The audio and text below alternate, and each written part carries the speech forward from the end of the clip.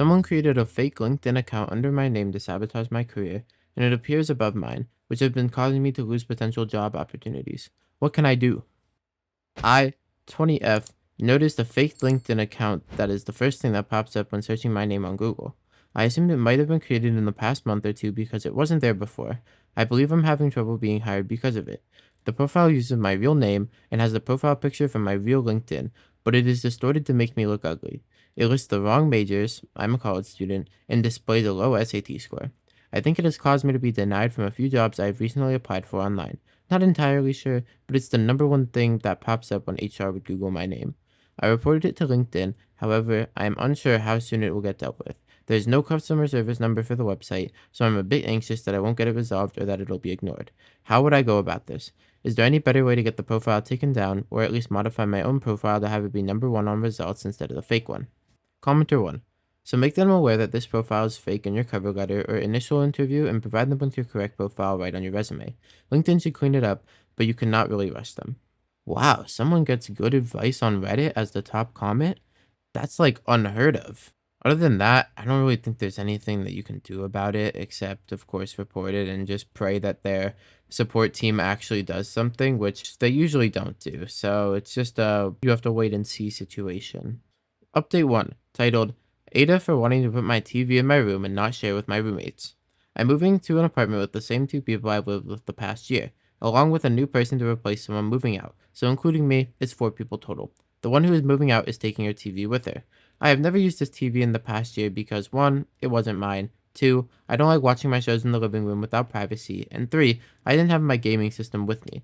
I found a cheap 24-inch TV in donations and took it back to the apartment. However, my roommates assume I will be putting it in the living room where we move to the new place in a few weeks, even though I told them I want it in my room because it's small and I want to be able to play my games when I want. They watch a lot of reality TV.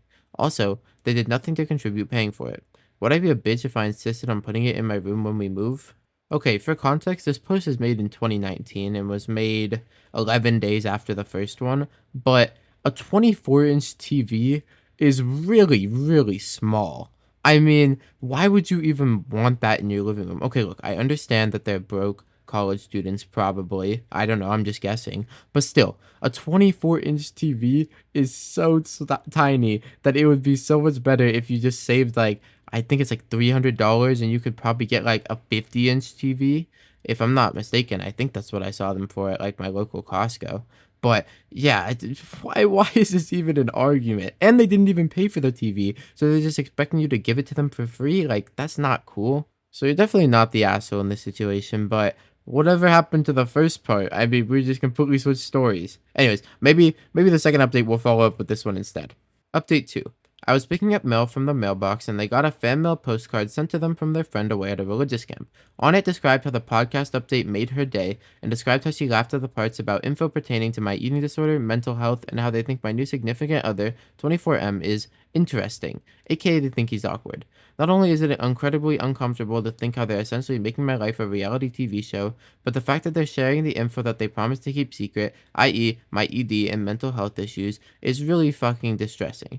I hear them gossip about me when in adjacent rooms, but I wouldn't have expected a full-blown fucking podcast about my quirks and fuck-ups. They're the type to watch a lot of dating reality TV and watch gossipy popular YouTubers, so it makes sense to me that they are the epitome of drama queens. However, this really feels like crossing a line. How do I approach them about this? I have to live with these people for another year. How do I bring up the fact that I know they are talking to me behind my back all the time? Whatever happened to the fucking TV, man? They probably just hate you for that, to be honest. Or maybe they just hate you in general, and that's why the one girl moved out. I don't even know what's going on. But if I had to guess, they all probably hate you and have been talking behind your back for a while, and this was their way of kind of keeping it a secret. I'm just surprised you didn't notice sooner, though, because you've been living with these people for at least a year. At least that's what it said in your last post. And the worst part about this whole situation is that in the comments, Sheely writes that she already signed the lease for a year, so she's stuck with these people and she's stuck paying rent. Unless she can get off the lease, but I'm not sure if that's feasible at this point. I guess we'll have to read update 3 and see if maybe we have a resolution this time instead of just a new random story. Update 3, 4 months later. The The mods took down my original post, however I keep getting DMs asking for an update, so here it is. After my post was up, it was added to a few social media news apps, without my permission of course, which really made my anxiety about the situation so much worse. I moved out of my old apartment with the drama roomies and got myself a cat off Craigslist who I love to death. Anyways, I found two new roommates and moved into a new apartment, directly across from where the drama roommates and I were supposed to live. So now I live right across the street from them, which was very weird at first, but then I thought, fuck them. This is actually some fun, passive-aggressive bullshit that I know will make them uncomfortable. I did not take any legal action, nor did I ask the drama roomies about the podcast or the postcard, because it was not worth my time and would only fuel their ego. Myself and a few others tried to search for the podcast, but couldn't find it, so I'm guessing it was under a pseudonym of some sort. I'm still with the aforementioned significant other. I'm getting much better grades in my classes, and everyone loves my cat. Life is pretty good right now, and a lot better. Thank you for those who are supportive. So, how did she get out of this lease exactly? I mean, it doesn't really say, but I guess we have to assume that she reported it to the landlord and the landlord got her kicked off. So that's cool. Good for her. And now she can finally start living an actual life without these piece of shit roommates that she's been having. But now that I think about it, those same roommates probably made that fake LinkedIn account, and they've probably been messing with your life for far longer than you realized. I'm just finally glad that you're away from them for the time being, and hopefully for good, you know? I hope you don't go back to them.